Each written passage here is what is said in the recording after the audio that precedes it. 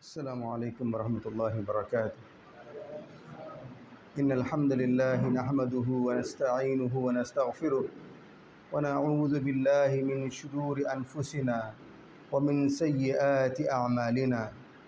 من يهده الله فلا مضل له ومن يضلل فلا هادي له، وأشهد أن لا إله إلا الله وحده لا شريك له، وأشهد أن محمدًا عبده ورسوله. يا أيها الذين آمنوا اتقوا الله حق تقاته ولا تموتن إلا وأنتم مسلمون. يا أيها الذين آمنوا اتقوا الله وقولوا قولا سديدا يصلح لكم أعمالكم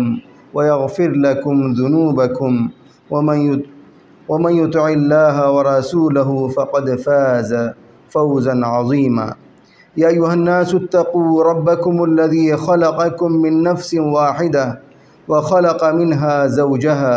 وبث منهما رجالا كثيرا ونساء، واتقوا الله الذي تساءلون به والأرحام إن الله كان عليكم رقيبا.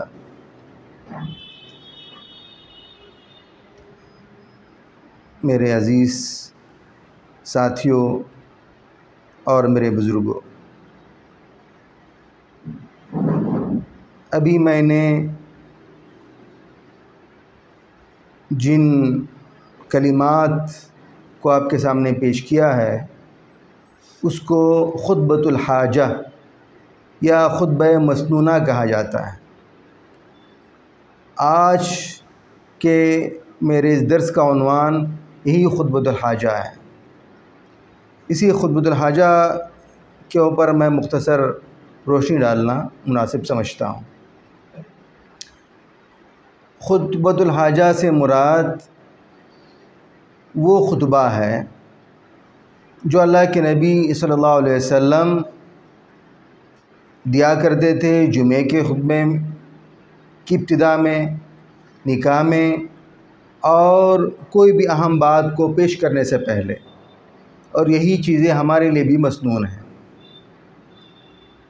اسی لیے آپ دیکھتے ہیں کہ خطیب جب خطبہ شروع کرتا ہے تو خطبۃ الحاجہ سے اپنی بات کا، اپنی گفتگو کا آغاز کرتا ہے. اسی طرح سے جب نکاح پڑھاتا ہے تو وہ بھی خطبۃ الحاجہ سے اپنے خطبے کا، اپنے نکاح کا آغاز کرتا ہے. اسی طرح جب کوئی مصنف کتاب لکھتا ہے تو کتاب کے شروع میں بھی وہ جو سنت کی پیروی کرنا چاہتا ہے، جو مصنف یا جو مؤلف، وہ بھی اپنی کتاب کا آغاز خطبہ مسنونہ سے یا خطبۃ الحاجہ سے کرتا ہے. تو اس کی کیا اہمیت ہے، اس خطبے کی کیا اہمیت ہے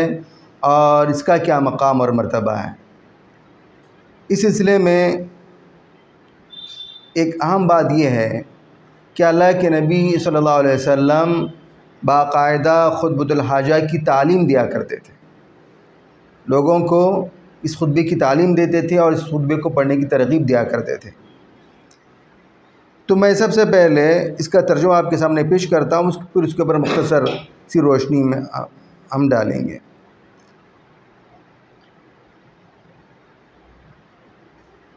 ان الحمد للہ، تمام تعریف اللہ کے لیے ہے. آپ سوچیں گے ان الحمد للہ میں تمام کا لفظ کہاں سے آ گیا، جبکہ حمد کا معنی تعریف. ان الحمد للہ تعریف اللہ کے لیے ہے، لیکن عربی کا ایک قاعدہ اور اصول یہ ہے کہ الف لام جو استغراق کے لیے آتا ہے، الف لام کی کئی قسمیں. ایک الف لام وہ بھی ہوتا ہے کہ جب کسی اسم پر وہ الف لام داخل ہوتا ہے تو اس اسم کی تمام قسموں کو شامل ہوتا ہے. تو الحمد کا مطلب ہوتا ہے حمد کی تمام قسمیں، تمام تعریف للہ اللہ کے لیے ہے. یعنی جن چیزوں کی بھی ہم تعریف کوئی انسان کر سکتا ہے یا کرتا ہے، یا جن چیزوں تعریف کے طور پر جس چیز کی طرف بھی انسان کا ذہن جاتا ہے، تو تمام تعریفیں اصل میں اللہ تعالیٰ کو پہنچتی ہیں. تمام تعریفوں کا مستحق دراصل اللہ کی ذات ہے. باقی ہر شخص اسی قدر تعریف کا مستحق ہے جس قدر اللہ تعالیٰ نے اس کو اس چیز کی توفیق دی ہے. اور حقیقت میں تعریف کا مستحق اور تعریف کے لائق ذات صرف اور صرف اللہ تعالیٰ کی ہے. تو نحمدہ، جب تعریف کی مستحق ذات اللہ کی ہے تو پھر ہم نحمدہ، ہم اس کی تعریف کرتے ہیں، ونستعینہ، اور ہم اس سے مدد طلب کرتے ہیں، ونستغفرہ، اور ہم اس سے اپنے گناہوں کی مغفرت چاہتے ہیں، ونعوذ باللہ من شرور انفسنا، اور ہم اللہ سے اپنے نفس کی شرارتوں سے پناہ چاہتے ہیں، اپنے نفس کے شرور سے پناہ چاہتے ہیں، اپنے نفس کی برائیوں سے، اپنے نفس کی خرابیوں سے ہم اللہ تعالیٰ کی پناہ چاہتے ہیں،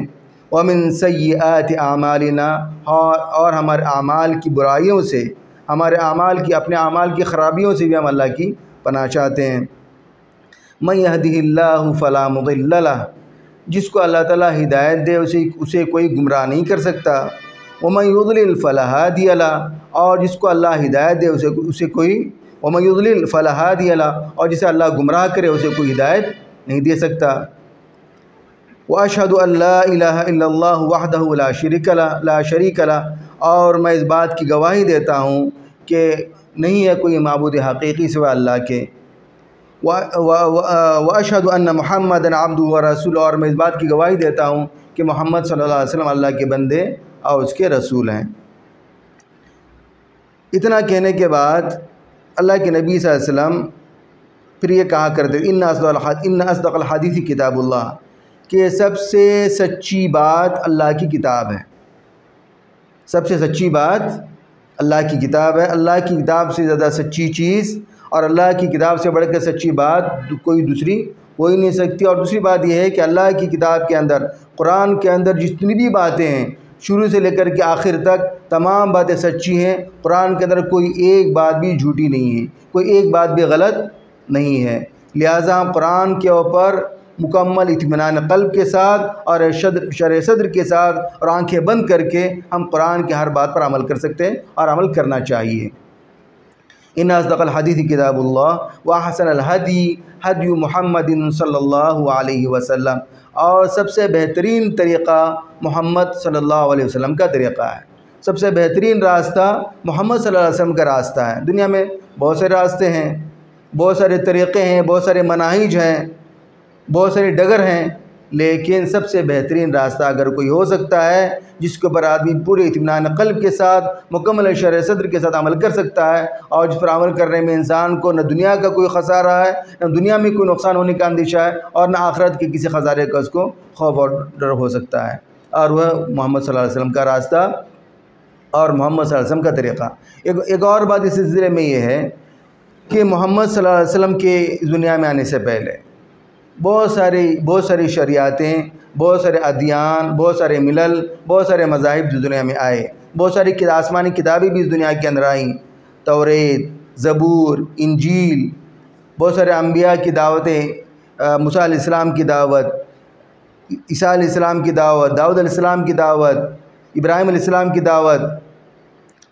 تو بہت ساری دعوتیں، بہت ساری شریعتیں، بہت ساری کتابیں اللہ تعالیٰ کی طرف سے نازل کی گئیں، لیکن جب محمد صلی اللہ علیہ وسلم کو مبعوث کیا گیا اور آپ صلی اللہ علیہ وسلم پر قرآن کو اتارا گیا تو باقی تمام دعوتوں کو، باقی تمام کتابوں کو اللہ تعالیٰ نے منسوخ کر دیا، اور صرف ایک ہی کتاب اور صرف ایک ہی شریعت کو باقی رکھا گیا جو قیامت تک باقی رہے گی۔ تو وہ حسن الہدی ہدی محمد صلی اللہ علیہ وسلم، سب سے بہترین طریقہ محمد صلی اللہ علیہ وسلم کا طریقہ ہے۔ وشر الامور محدثاتها، اور سب سے برا کام وہ ہے جس کو دین میں ایجاد کیا گیا ہو، سب سے بدترین کام، سب سے برا کام وہ ہے جس کو دین میں پیدا کر لیا گیا، ایجاد کر لیا گیا ہو، یعنی جو دین میں نہیں تھا اللہ کے نبی صلی اللہ علیہ وسلم کے زمانے میں، جس کا قرآن سے کوئی ثبوت نہیں ہے، جس کا حدیث میں کوئی ثبوت نہیں ہے، لیکن لوگوں نے اپنی طرف سے گڑھ لیا، اپنی طرف سے لوگوں نے جن باتوں کو ایجاد کر لیا، وہ سب سے بدترین کام ہے، سب سے برا کام ہے۔ وشر الامور محدثاتها وکل محدثۃ بدعہ، ہر نئی چیز، ہر گڑی ہوئی چیز، ہر دین کے اندر ہر ایجاد کردہ چیز بدعت ہے۔ وکل بدعۃ ضلالہ، اور ہر بدعت گمراہی ہے۔ وکل ضلالۃ فی النار، اور ہر گمراہی کا انجام جہنم ہے،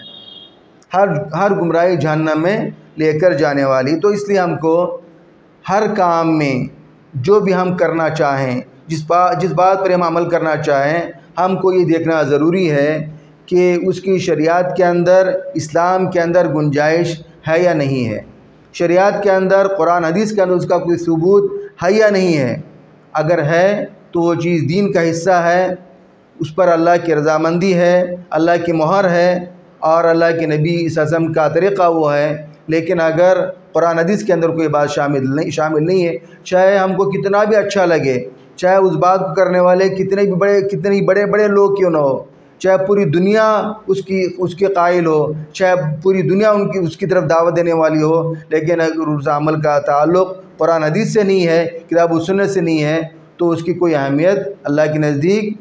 نہیں ہے اور وہ عمل آخرت میں فائدہ پہنچانے والا نہیں ہو سکتا۔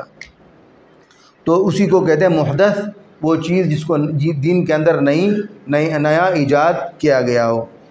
تو ہر نئی چیز بدعت ہے، وکل بدعت ضلالہ، اور ہر بدعت گمراہی ہے، ہر بدعت گمراہی ہے، وکل ضلالۃ فی النار، اور ہر گمراہی جہنم میں لے کر جانے والی ہے۔ تو بدعت بہت بری چیز ہے۔ بہت سارے لوگ بدعتوں میں اس وجہ سے پڑ جاتے ہیں کہ ان کو پتہ نہیں ہوتا کہ بدعت کیا چیز ہے، اور بہت سارے لوگ اس وجہ سے بھی بدعتوں کے اندر پڑ جاتے ہیں کہ ان کو بدعت کی تعریف ہی نہیں معلوم ہوتی۔ جب ہم کسی چیز کے بارے میں یہ کہتے ہیں کہ یہ چیز بدعت ہے کیونکہ اس چیز کا قرآن حدیث میں کوئی ثبوت نہیں ہے، تو فوراً وہ مثالیں دینے لگتے ہیں کہ دیکھیں آپ کہتے ہیں کہ جو چیز قرآن حدیث کے اندر نہیں ہو بدعت، ایسا کیسے ہو سکتا ہے؟ کیا پنکھا اللہ کے نبی کے زمانے میں موجود تھا؟ کیا ہم جو کاروں میں سفر کرتے ہیں، ٹرینوں اور گاڑیوں میں سفر کرتے ہیں، ہوائی جہازوں میں سفر کرتے ہیں، کیا یہ چیز اللہ کے نبی کے زمانے میں تھی؟ تو پھر ان کو بھی بدعت کہو۔ تو وہ اپنے طور پر ایسی بات کہہ کر کے سمجھتے ہیں کہ ہم نے بہت بڑا تیر مار لیا ہے اور ہم نے بہت بڑا کارنامہ انجام دے دیا ہے، ایسی بات کر کے۔ حالانکہ یہ جو کچھ بھی وہ کہتے ہیں وہ بدعت کی تعریف کو نہ سمجھنے کی وجہ سے۔ بدعت کہتے کس کو ہیں، اس کی تعریف کو سمجھنا بہت ضروری ہے۔ بدعت وہ عمل ہے،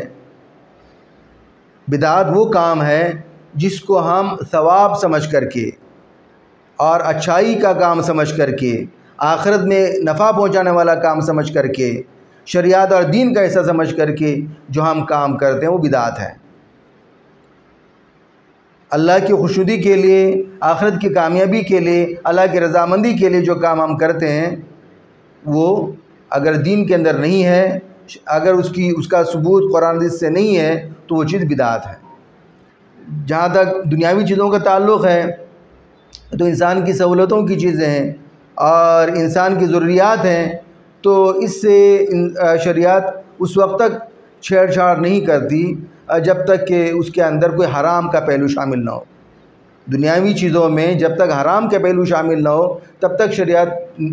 ہم کو اجازت دیتی ہے کہ ہم کوئی بھی دنیا کا کام کر سکتے ہیں، کسی بھی دنیا کی کسی بھی چیز پر ہم عمل کر سکتے ہیں، دنیا کی کسی بھی ضرورت کو ہم پورا کر سکتے ہیں جب تک کہ اس کے اندر حرام کا پہلو شامل نہ ہو۔ لیکن جب ہم کسی کام کو ثواب کا کام سمجھ کر کے اور اللہ کی رضا کے لیے اجر کا کام سمجھ کر کے، آخرت کی کامیابی کا کام سمجھ کر کے ہم کرتے ہیں، تو اس کے لیے ضروری ہے کہ اس کا ثبوت یا تو قرآن کے اندر موجود ہو یا پھر حدیث کے اندر موجود ہو۔ اگر کوئی عمل قرآن حدیث کے اندر ثابت نہیں ہے تو پھر اس میں آخرت کی کوئی کامیابی، آخرت کی کوئی بھلائی اس چیز کے اندر نہیں ہو سکتی۔ تو اور آخر میں اللہ تعالیٰ نے فرمایا، اللہ نے فرمایا کل ضلالۃ فی النار، ہر گمراہی، ایک تو ہر بدعت گمراہی ہے اور ہر گمراہی جہنم میں لے جانے والی ہے۔ تو بدعت کا انجام جہنم ہے، چاہے لوگوں کی نظر میں بدعت کتنی بھی اچھی چیز ہو، لوگ بدعت کو کرتے ہی اس لیے ہیں کہ اس کو اچھا سمجھتے ہیں۔ بدعت پر عمل کرنے کا سبب ہی یہ ہوتا ہے کہ لوگ ثواب حاصل کرنا چاہتے ہیں، اس پر چل کر کے نیکی حاصل کرنا چاہتے ہیں۔ جیسے آج کل جو دور چلا ہوا ہے، آج کل جو ہوا چلی ہوئی ہے وہ ہے میلاد النبی کی جلسوں کی ہوا چلی ہوئی ہے، اور سیرت کے نام پر جلسے کرتے ہیں، میلاد النبی کے نام سے جلوس نکالتے ہیں، بلکہ یہ عید میلاد النبی کا لفظ خود ہی بدعت ہے۔ اللہ کے نبی صلی اللہ علیہ وسلم کے زمانے میں اور قرآن حدیث سے صرف 2 عیدوں کا ثبوت ہے، عید الفطر کا اور عید الاضحیٰ کا۔ کسی تیسری عید کا کوئی ثبوت نہ قرآن کے اندر ہے نہ حدیث کے اندر ہے۔ تو پھر عید میلاد النبی کے نام سے تیسری عید کیسے ایجاد کر لی گئی؟ لہٰذا معلوم ہوا کہ یہ چیز بدعت ہے، اور ہر بدعت گمراہی ہے، اور ہر گمراہی کا انجام اور ٹھکانہ جہنم ہے۔ بلکہ اس کے ساتھ یہ بھی دیکھا جائے، اگر اس کے لیے ہم میلاد النبی کے لیے عید کا لفظ استعمال نہ بھی کریں، پھر بھی اس کے نام سے جو جلوس، جو جلسے اور جو اجتماعات کا انعقاد کرتے ہیں اللہ کے نبی کے سیرت کے نام پر، اللہ کے نبی کے سوانح کو بیان کرنے کے نام پر، اس کا بھی کوئی ثبوت ان ایام کے اندر، خاص طور پر 12 ربیع الاول کے مہینے کے اندر جو ان جلوس کا اور ان اجتماعات کا اہتمام کرتے ہیں، اس کا بھی کوئی ثبوت شریعت کے اندر موجود نہیں ہے۔ لہذا یہ چیز بھی اگر دیکھا جائے بدعت کے زمرے میں آ سکتی ہے۔ ویسے اللہ کے نبی کی سیرت کو بیان کرنے کا جہاں تک تعلق ہے، ہم کو پوری زندگی میں، زندگی کے ایک پل میں، ایک لمحے میں ہم کو اللہ کے نبی کی سیرت پر عمل کرنا چاہیے۔ ہم مکلف اور ہم پابندی اس چیز کے ہیں کہ ہم یا تو ہم قرآن پر عمل کریں، یا پھر اللہ کے نبی کی سیرت پر عمل کریں، یا قرآن پر عمل کریں یا اللہ کے نبی کی سنت پر عمل کریں۔ اس کے علاوہ ہمارے لیے کوئی تیسری چیز ہے ہی نہیں۔ اس کے لیے صرف ایک مہینے کو مخصوص کر لینا، صرف اسی مہینے میں اللہ کے نبی کی سیرت کو بیان کرنا اور اللہ کے نبی کی تعریف اسی ایک مہینے میں کرنا، تو یہ دین کو محدود کرنا ہے، دین کو مقید کرنا ہے، اور دین کے اندر ایک نئی چیز اور نئی بدعت کا ایجاد کرنا ہے۔ پھر آگے اللہ کے نبی صلی اللہ علیہ وسلم اپنے خطبے میں 3 آیتیں پڑھا کرتے تھے۔ ان میں سے پہلی آیت ہے جو سورہ آل عمران آیت نمبر 102 ہے، یا ایھا الذین آمنوا اتقوا اللہ حق تقاتہ ولا تموتن الا وانتم مسلمون۔ اے مومنو، تم اللہ سے ڈرو جیسا کہ اسے ڈرنے کا حق ہے، اور تمہیں موت نہ آئے مگر اس حال میں کہ تم مسلمان ہو۔ یعنی اگر تمہیں موت آئے تو اس حال میں موت آنی چاہیے کہ تم مسلمان ہو۔ تو یہاں پر اللہ کے نبی صلی اللہ علیہ وسلم نے مسلمانوں کو تقوی اختیار کرنے کا اور اللہ سے ڈرنے کا حکم دیا ہے۔ تو اللہ سے ڈرنا، اللہ کا تقوی اختیار کرنا، یہ تمام نیکیوں کی جڑ اور تمام نیکیوں کی بنیاد ہے۔ انسان جب اللہ کا ڈر اپنے اندر رکھتا ہے، اللہ کا خوف اپنے اندر رکھتا ہے، تو وہی نیکیاں کرتا ہے اور وہی گناہوں سے بچتا ہے۔ جس کے دل میں اللہ کا ڈر نہ ہو تو نہ تو وہ نیکیوں پر عمل کر سکتا ہے اور نہ وہ گناہوں سے بچ سکتا ہے۔ اور اگر وہ اللہ کے ڈر کے بغیر، اللہ کے خوف کے بغیر نیکی کرتا بھی ہے اور گناہوں سے بچتا بھی ہے، تو بھی اس کا کوئی حاصل آخرت میں نہیں ہوگا۔ ہو سکتا ہے دنیا میں کچھ فائدہ اس کو مل جائے، لیکن آخرت میں اس کو کوئی فائدہ نہیں پہنچے گا اگر وہ اللہ کے ڈر کے بغیر نیکیوں پر عمل کرتا ہے، اگر وہ اللہ کے ڈر کے بغیر گناہوں سے بچتا ہے، تو اس کو نہ دنیا میں کوئی فائدہ، دنیا میں اگر تھوڑا بہت فائدہ مل جائے تو مل جائے، لیکن آخرت میں اس کو کوئی فائدہ اس کا نہیں ہوگا۔ کیونکہ فإن التقوى ملاک الحسنات، کہ تقوی، اللہ کا ڈر تمام نیکیوں کی جڑ ہے، تمام نیکیوں کی بنیاد ہے۔ تو اللہ کے نبی صلی اللہ علیہ وسلم اکثر اپنے ہر خطبے میں تقوی کی تاکید کیا کرتے تھے اور تقوی کا حکم دیا کرتے تھے اور تقوی کی وصیت کیا کرتے تھے۔ اسی طرح سے ایک اور آیت ہے، یا ایھا الناس اتقوا ربکم الذی خلقکم من نفس واحدہ وخلق منها زوجها وبث منهما رجالا كثيرا ونساء واتقوا الله الذي تساءلون به والارحام ان الله كان عليكم رقيبا۔ اے لوگو، اللہ سے ڈرو جس نے تم کو پیدا کیا، کیسے؟ من نفس واحدہ، ایک جان سے، ایک نفس سے، وخلق منها زوجها، اور ایک نفس سے، ایک جان سے اس نے کیا کیا؟ رجالا کثیرا ونساء، بہت سارے مردوں اور عورتوں کو اس نے پیدا کیا ایک انسان سے، ایک فرد سے۔ سب سے پہلے اللہ تعالیٰ نے آدم علیہ السلام کو پیدا کیا، مٹی سے بنایا، اور مٹی سے پتلا بنایا، اسٹیچو بنایا اللہ تعالیٰ نے مٹی سے، اپنے ہاتھ سے بنایا، اور پھر اس میں روح پھونکی، اور پھر اس سے ان کی بیوی حوا کو نکالا، اسی مجسمے سے یا انہی سے آدم علیہ السلام سے اللہ تعالیٰ نے ان کی بیوی حوا کو نکالا، اور پھر ان دونوں سے اس پوری دنیا کی آبادی اللہ تعالیٰ نے پیدا کی۔ اس دنیا کے اندر جتنے بھی انسان ہیں، چاہے مسلمان ہوں، کافر ہوں، عیسائی ہوں، یہودی ہوں، ہندو ہوں، آتش پرست ہو، جتنے بھی لوگ ہیں، یہ صرف دو بلکہ ایک انسان سے نکلے ہوئے ہیں لوگ ہیں۔ انہی دونوں سے اللہ تعالیٰ نے پوری دنیا کی آبادی بسائی ہے۔ تو اے لوگو، تم اپنے اس رب سے ڈرو جس نے تم کو پیدا کیا ایک جان سے، وَخَلَقَ مِنْهَا زَوْجَهَا، اور اس نے ان کی بیوی کو بنایا، ان کے جوڑے کو بنایا، وَبَثَّ مِنْهُمَا رِجَالًا كَثِيرًا وَنِسَاءً، اور پھر ان دونوں سے بہت سارے مردوں اور عورتوں کو پھیلا دیا پوری دنیا کے اندر۔ وَاتَّقُوا اللَّهَ الَّذِي تَسَاءَلُونَ بِهِ وَالْأَرْحَامَ، اور تم اس اللہ سے ڈرو جس کا واسطہ دے کر کے، جس کے وسیلے سے تم ایک دوسرے سے سوال کرتے ہو، ایک دوسرے سے مانگتے ہو۔ والارحام، اور تم رشتہ داری کے اندر دراڑ ڈالنے سے، رشتوں کو توڑنے سے بھی بچو، اسے بھی ڈرو۔ ان اللہ کان علیکم رقیبا، اللہ تعالیٰ تمہارا نگران ہے، وہ برابر ہر وقت ہماری نگرانی کر رہا ہے، کسی بھی لمحے کسی بھی وقت وہ ہم سے غافل نہیں ہے۔ اللہ تعالیٰ کی ایک صفت جو آیت الکرسی کے اندر بیان کی گئی ہے وہ یہ ہے کہ لا تأخذہ سنۃ ولا نوم، اللہ تعالیٰ کو نہ تو اونگ آتی ہے نہ وہ سوتا ہے، ایک لمحے کے لیے بھی، ایک سیکنڈ کے لیے بھی وہ غافل نہیں ہوتا، برابر وہ ہماری نگرانی کر رہا ہے، ہمارے ایک ایک پل سے، ایک ایک گھڑی سے، ایک ایک ساعت سے، ایک ایک لمحے سے واقف ہے۔ ہم دل میں کیا سوچتے ہیں، ہم دماغ سے کیا سوچتے ہیں، اور کیا تصورات اور ہمارے کیا خیالات ہیں، سب اللہ تعالیٰ جانتا ہے، ہماری کوئی چیز اللہ تعالیٰ سے مخفی نہیں ہے۔ ان اللہ کان علیکم رقیبا۔ پھر اللہ تعالیٰ فرماتا ہے یا ایھا الذین آمنوا اتقوا اللہ وقولوا قولا سدیدا، اے وہ لوگو جو ایمان لائے ہو، اللہ تعالیٰ سے ڈرو اور درست بات کہو۔ یصلح لکم اعمالکم، اللہ تعالیٰ تمہارے اعمال کو بھی درست کر دے گا، اللہ تعالیٰ تمہارے اعمال کی بھی اصلاح فرما دے گا، ویغفر لکم ذنوبکم، اور تمہارے گناہوں کو بھی معاف فرما دے گا۔ وَمَن يُطِعِ اللَّهَ وَرَسُولَهُ فَقَدْ فَازَ فَوْزًا عَظِيمًا، جو اللہ کی اطاعت کرے اور اس کے رسول کی اطاعت کرے، در حقیقت اس نے بہت بڑی کامیابی کو حاصل کر لیا۔ تو یہاں پر اللہ تعالیٰ نے اللہ سے ڈرنے اور درست بات کہنے کا حکم دیا ہے۔ تو جس کے دل میں اللہ کا ڈر ہوگا، جس کے دل میں اللہ کا خوف ہوگا، ظاہر بات ہے کہ وہ سچ بات کرے گا، وہ درست بات کہے گا، کوئی غلط بات وہ نہیں کہے گا۔ لیکن جس کے دل میں اللہ کا ڈر نہیں ہوگا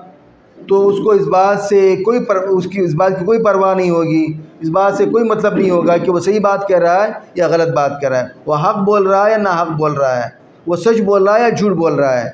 ان باتوں کا وہی شخص خیال رکھے گا اور ان باتوں پر وہی عمل کرے گا، درست بات وہی کہے گا، اور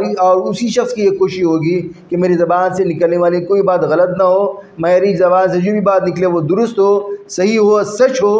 اور مجھے آخرت میں فائدہ پہنچانے والی ہو۔ اس بات کا لحاظ وہی کرے گا جس کے دل میں اللہ کا ڈر ہوگا۔ تو اللہ تعالیٰ فرمایا اے ایمان والو، اللہ سے ڈرو اور درست بات کہو۔ یصلح لکم اعمالکم، تو اس سے فائدہ کیا ہوگا کہ تمہارے اعمال کی اصلاح فرمائے گا، اللہ تعالیٰ تمہارے اعمال کو درست فرمائے گا، تمہارے اعمال کی اصلاح کرے گا۔ تو اس سے یہ معلوم ہوا کہ درست بات کہنا، سچی بات کہنا، سچائی پر کاربند رہنا، یہ آدمی کے اعمال کو درست کرنے والی چیز ہے۔ جو آدمی جھوٹا ہوتا ہے اور جھوٹ بولنے کا عادی ہوتا ہے، ایک تو جھوٹ کا گناہ الگ، جھوٹ بولنا گناہ کبیرہ ہے، اور جھوٹ آدمی کو جہنم کی طرف لے جانے والی چیز ہے۔ اور دوسرا نقصان جھوٹ کا یہ ہوتا ہے کہ جھوٹ بولنے والے کے اعمال بھی ٹھیک نہیں ہوتے۔ ایک روایت موجود ہے کہ ایک شخص اللہ کے نبی صلی اللہ علیہ وسلم کے پاس آیا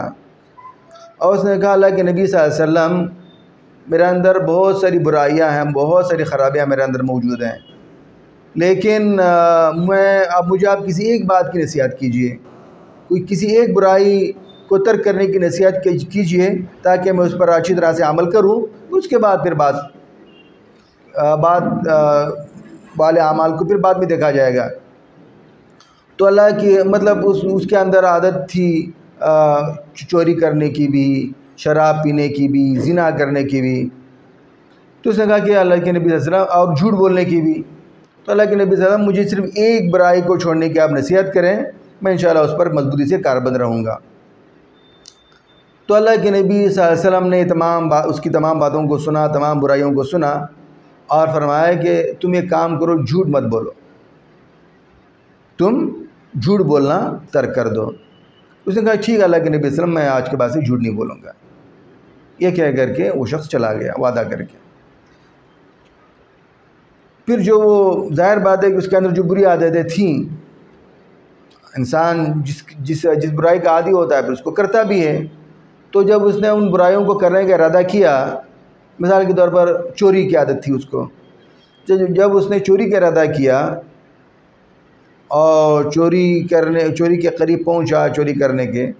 تو اس نے سوچا کہ میں نے تو اللہ کے نبی سے وعدہ کیا ہے کہ میں جھوٹ نہیں بولوں گا، اور پھر اللہ کے نبی صلی اللہ علیہ وسلم کے پاس مجھے جانا بھی ہے، آپ کی خدمت میں حاضر بھی ہونا ہے، اگر اللہ کے نبی نے مجھے پوچھ لیا کیونکہ میں نے بتایا ہے میرے اندر چوری کی بھی عادت ہے، شراب بھی پیتا ہوں، زنا بھی کرتا ہوں، جھوٹ بھی بولتا ہوں، تو اللہ کے نبی نے اگر پوچھ لیا اور میں نے وعدہ کیا میں جھوٹ نہیں بولوں گا، اور اللہ کے نبی نے پوچھ لیا کہ کیا تم نے چوری کیا ہے، اور چونکہ میں نے وعدہ کیا کہ جھوٹ نہیں بولوں گا، مجھے بتانا پڑے گا سچ کہ ہاں اللہ کے نبی میں نے چوری کی ہے، اور میں فلاں جگہ کی، فلاں آدمی کے گھر میں نے چوری کی ہے، اور میرا یہ گناہ سب کے سامنے آ جائے گا، اور میں سب کے سامنے ذلیل ہو جاؤں گا اور رسوا ہو جاؤں گا، اور پھر میری چوری کا کوئی فائدہ بھی نہیں ہوگا۔ جب ظاہر بات ہے کہ جب اس شخص کو معلوم ہو جائے گا کہ میرے گھر میں فلاں شخص نے چوری کی ہے، تو پھر وہ اپنے مال کا مطالبہ کرے گا، لہٰذا اس نے چوری کے ارادے سے وہ باز آ گیا، چوری اس نے نہیں کی۔ پھر وہ اپنی عادت سے مجبور ہو کر کے جب زنا کا اس نے ارادہ کیا تو اور بالکل قریب پہنچ گیا زنا کرنے کے، تو اس وقت بھی اس نے یہ سوچا کہ اللہ کے نبی صلی اللہ علیہ وسلم سے میں نے وعدہ کیا کہ میں جھوٹ نہیں بولوں گا، اور اللہ کے نبی کی مسجد میں مجھ کو حاضر ہونا، اللہ کے نبی کے پاس مجھ کو جانا ہے، مجھے پوچھیں گے تم نے کہا تھا کہ میں زنا بھی کرتا ہوں، کیا تم نے زنا کیا تھا، اور مجھے سچ بولنا پڑے گا، اور میرے گناہ سب کے سامنے آ جائے گا اور میں سب کے سامنے ذلیل ہو جاؤں گا۔ لہذا اس نے زنا بھی نہیں کیا، اس گناہ کو بھی اس نے چھوڑ دیا۔ پھر اس نے شراب پینے کا ارادہ کیا، اس کی بھی عادت تھی، لیکن جب اس نے شراب پینے کے قریب پہنچ گیا اور شراب پینے کا اس نے مکمل پورے طور پہ ارادہ کر لیا، تو اس نے سوچا کہ شراب کی سزا بڑی سخت ہے اسلام کے اندر، 80 کوڑے مارے جاتے ہیں شراب پینے پر، اور جب اللہ کے نبی مجھ سے پوچھیں گے کیا تم نے شراب پی تھی، مجھ کو بتانا پڑے گا کہ ہاں میں نے شراب پی ہے، تو پھر مجھے 80 کوڑے لگیں گے اور میں ذلیل بھی ہوں گا، اور میری برائی لوگوں کو معلوم بھی ہو جائے گی، لہذا اس نے شراب بھی نہیں پی۔ تو ایک گناہ کو، جھوٹ بولنے کو ترک کرنے کی وجہ سے وہ تمام برائیوں سے بچ گیا، اور بہت سارے اور دوسری تمام گناہ سے خود بہت چھوٹتے چلے گئے ایک گناہ کو ترک کرنے کی وجہ سے۔ تو معلوم یہ ہوا کہ جھوٹ ایک ایسی برائی ہے کہ جو اس برائی کے اندر مبتلا ہوتا ہے اس سے پھر ہر بڑا سے بڑا گناہ اسے ہو سکتا ہے۔ جھوٹا شخص کوئی بڑا سے بڑا گناہ اسے بعید نہیں ہوتا، کوئی بڑا سے بڑا گناہ وہ کر سکتا ہے، اور کہا جائے کہ اس نے فلاں گناہ کیا، فلاں گناہ کیا، فلاں گناہ کیا ہے، تو جھوٹے شخص کے بارے میں ہم آرام سے بات مان سکتے ہیں کہ اس نے یہ گناہ کیا ہوگا، کیونکہ اس سے بڑا گناہ وہ کر رہا ہے اور وہ جھوٹ ہے۔ لیکن جو آدمی سچائی پر عمل کرنے والا ہو، سچائی پر کاربند رہنے والا ہو، تو وہ تمام گناہوں سے اپنے آپ کو بچائے گا، کیونکہ ظاہر بات ہے کہ بہت سارے مواقع ایسے آتے ہیں کہ اس کو سچ بولنا پڑتا ہے، اور جب وہ سچ بولے گا اس کی برائی لوگوں پر ظاہر ہو جائے گی، اور لوگوں کے سامنے جب اس کو برائی آ جائے گی تو شرمندہ ہو جائے گا، وہ لوگوں کے سامنے منہ چھپا نہیں سکتا لوگوں کے سامنے،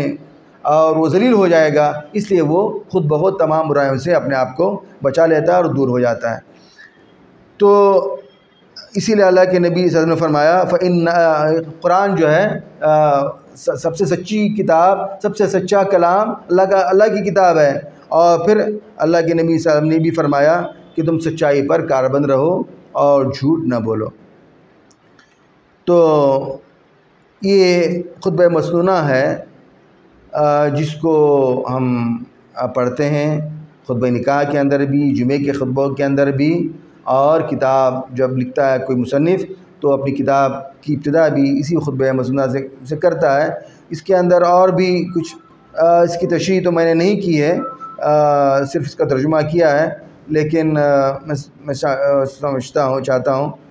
کہ آج اسی پر اکتفا کیا جائے، اور انشاءاللہ پھر کبھی موقع ہوگا تو اس کی تشریح بھی کی جائے گی۔ اللہ تعالیٰ سے دعا ہے کہ وہ ہمیں کتاب و سنت پر عمل کرنے کی توفیق نصیب فرمائے۔ اللہ نے اپنی کتاب قرآن کے اندر جو باتیں بھی ارشاد فرمائی ہیں ان کے مطابق اپنی زندگی گزارنے کے اللہ تعالیٰ ہم کو توفیق نصیب فرمائے، اور قرآن حدیث کے اندر اللہ تعالیٰ نے جن برائیوں سے، جن گناہوں سے روکا ہے، منع کیا ہے، اسے اللہ تعالیٰ ہم سب کی حفاظت فرمائے۔ وآخر دعوانا الحمدللہ رب العالمین۔